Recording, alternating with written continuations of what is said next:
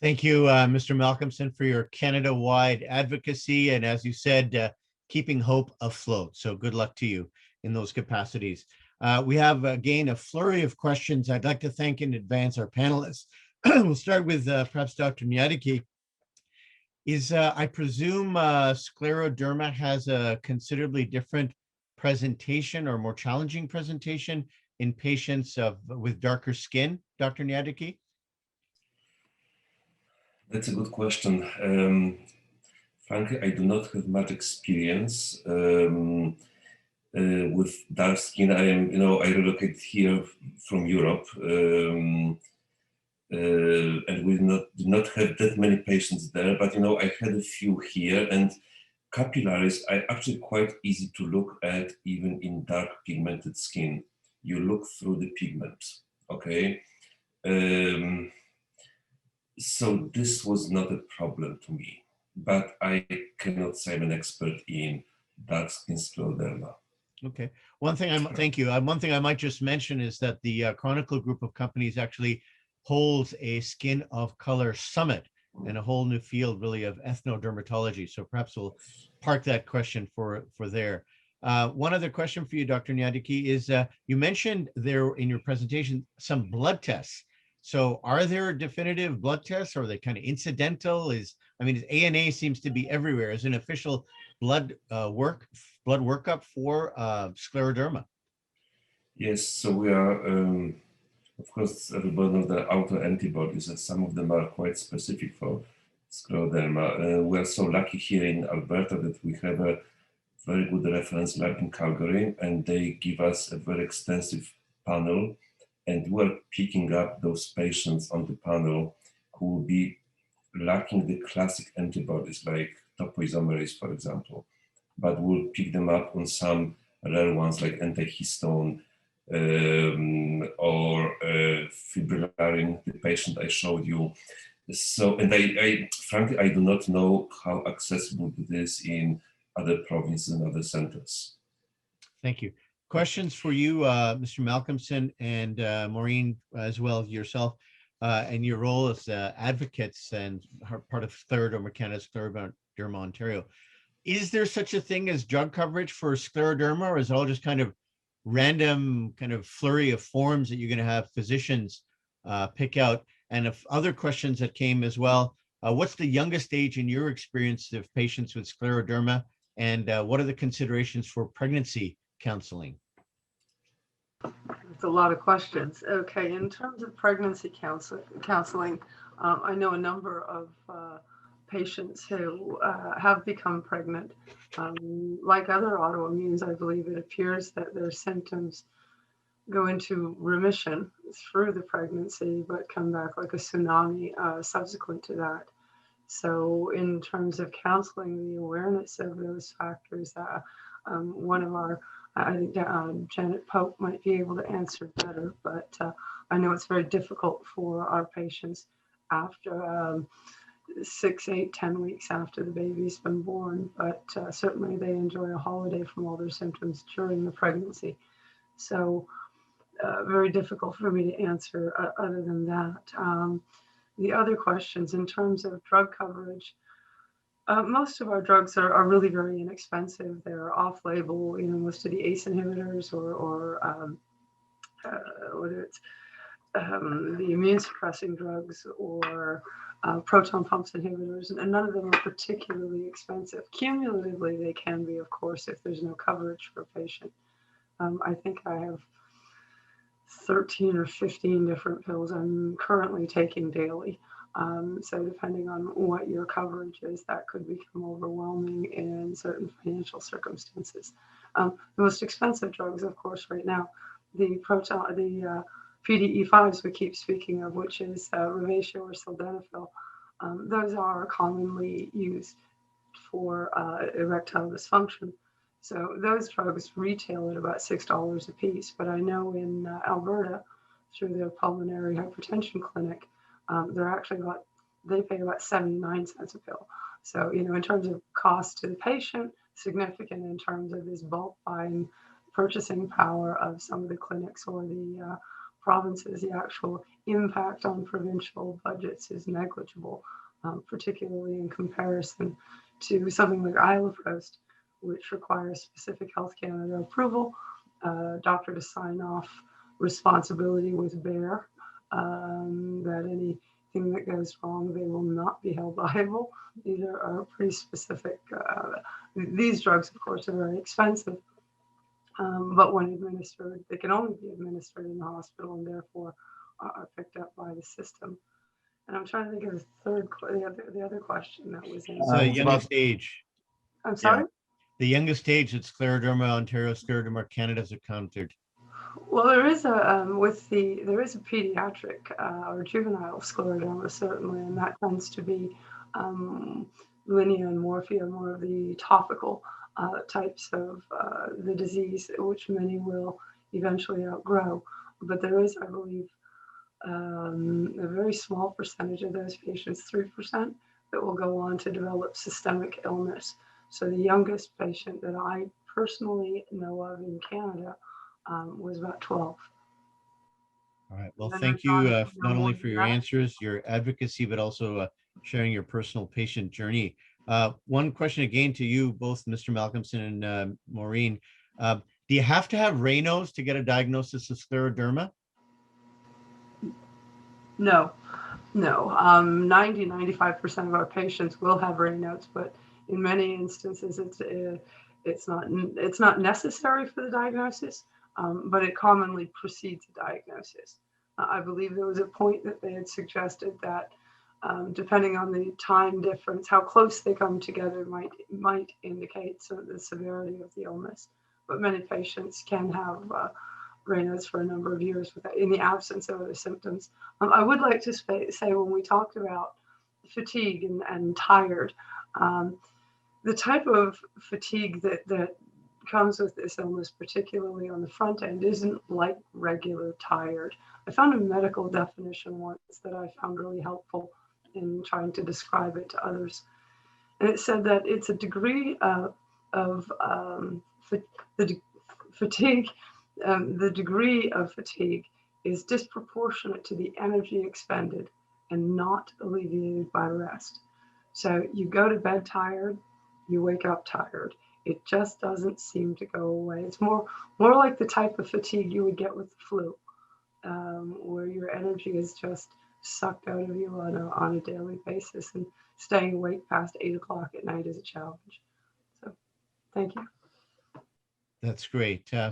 Perhaps we'll move now to Ms. Boyle and Dr. Wong-Rieger. What's the best way, obviously, other than conferences such as this, to educate physicians and the public? I mean, do you go to direct-to-consumer advertising? You know, is it newspapers? What is it? Durhane, are you? Yeah, I'm on.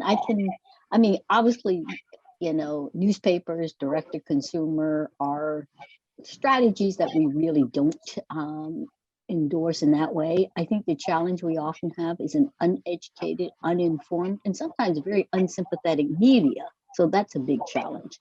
I'll go back to what Maureen and others have raised as a big problem we're trying to work with Health Canada on, and that is the ability to provide expanded indications for drugs that are already approved for other indications, and quite frankly, are already on label in other countries. I mean, we are still so far behind, despite our many years of advocating with Health Canada, that they do not need to request new data. They definitely do not need new clinical trials, that expert opinion and the evidence in real world usage is enough. We do see that they have begun to embrace more and more real world evidence, but as we all know, Health Canada is a very conservative regulator. They're always, and they have been far behind. So I do think we need to bring this back, because there are certainly many conditions that are relying on drugs that are off label. for rare diseases. I mean, some of them are just pain medications, as Maureen said. Some of them most are just really old. Prader-Willi, growth hormone therapy, took 14 years to get that drug finally approved. And that only happened after the company finally came back and did clinical trials. So we are really in a bad spot. I think the starting point has got to be the regulator, because many times it's denied for reimbursement by the private plans or even by the public plans, because they say, well, it's not on label, it's not indicated. We cannot give an unapproved drug. So I think our first step is to really, and we need to have the clinicians very much on board to make that kind of an application. But it's a big step that they have to take. And we've seen some changes in their modernization of the regulatory process, but this is one that they seem to be unable to figure out, how they're going to make that happen. So I think to me, that's one of the most important first steps. And I love all the things that Maureen's saying, and maybe Scleroderma can be, again, one of those test cases that can really push that agenda. Thank you, Dr. Wong-Rieger. Yeah, Lorraine, can I add on to this? I think from an industry perspective, Maureen's synopsis of her treatment journey and the current treatment options available to her highlight two things. Number one, the complexity of the disease and the complexity of treatment management. And secondly, the utilization of drugs, off-label is a complicating issue, because then when industry tries to bring that clinical value to the table, what's critical is to educate the payers and help them understand how complex is this disease, what are the treatment approaches that are available, and trying to articulate off-label use in Canada for treatments that they're not paying for already presents the challenge as well, because how do you demonstrate your clinical and cost effectiveness versus treatments for which there's no coverage right now or no approval by Health Canada? Is there a biologic of choice for scleroderma, or is it really just an evolving cocktail? Anyone? It's an evolving cocktail, to my understanding at this point, particularly because the scleroderma community is not homogeneous in nature by any stretch of the imagination. It's very much heterogeneous. So somebody explained it to me once in a really neat way. And they said, scleroderma is kind of a collection of illnesses. If you think of cancer, what you do with a breast cancer versus a brain cancer, those treatments aren't going to be the same, and yet they are both cancers. So potentially scleroderma is a collection of scleroderma-like illnesses. And so we know commonalities across them, but predicting which patient will have lung issues, will have ILD, predicting which patient's going to face kidney issues, who's going to have more severe skin, that's still evolving as well. And in the testing of biomarkers, which is far more common in the US than it is in Canada. So to an earlier question, there are biomarkers. We in Canada aren't yet at the stage in most situations where that is a common practice to do this kind of testing. Great, thank you. Dr. Wong-Rieger, you mentioned obviously in your capacity for lobbying government. There's been, I understand, some changes with regard to the regulators with PMPRB. What are some of those changes? Are they hopeful or the other side? Oh my gosh, they're so far from hopeful. It's amazing. And certainly they are going to spell disaster for rare disease patients, as we have been flagging. I mean, Maureen and others were talking about new therapies coming on board. And what we're seeing is that a real intense push by the PMPRB to push those the drug prices down as far as they'll go with, the latest we saw was the reduction, around 99%. So it's already challenging enough. But what's also more challenging is the fact that the PMPRB will do that themselves, as opposed to what we're doing now. And Lorraine talked about going to the health technology assessment, getting that value-based assessment done. In fact, they will do that themselves with a methodology that is unknown and unpredictable.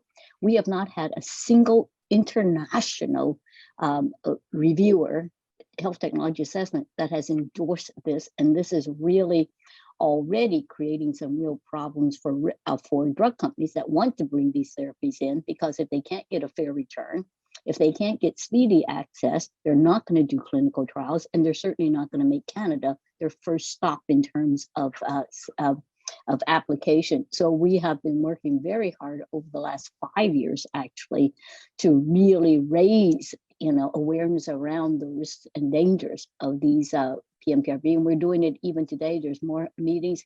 They're due to come in July 1st. We pushed it back for a year and a half now, but we are very concerned that because they keep pounding the drum to say this will reduce the price of drugs, this will make drugs more affordable for patients, this will actually allow Canada to bring in more drugs. And that message seems to overwhelm everything else, even though it is absolutely not true that this is going to do this. All it will do is really reduce the flow of new therapies, and especially for rare disease patients coming into Canada. So it's a huge problem. We need, we're doing our very best to try to do the education, but it is really challenging to get that message through. Thank you. Well, with that, I'd like to thank Drs. Wong-Rieger, Gniadecki, Mr. Malcolmson, and Ms. Sauvé and Ms. Boyle for contributing to our panel. And I'd as well like to thank our entire audience for joining us today. We've heard from academics, from industry, from advocates. We've gone through the many, many layers of symptoms, whether it's cutaneous or systemic, of scleroderma. We've heard about the time to diagnosis, some comments about small molecules versus the biologics, and of course, the ultimate perhaps conclusion of the underappreciation and unmet needs and the need for further targeted therapy, as well as research and centers for clinical expertise. I would also just mention to our audience that a number of evaluations and invitations to sign up for newsletters and podcasts are coming your way. So please do avail yourself of those so we can stay in touch and have an ongoing dialogue of continuous learning. And with that, I officially close the Canada Scleroderma Summit 2021. Merci beaucoup pour votre attention. Thank you all.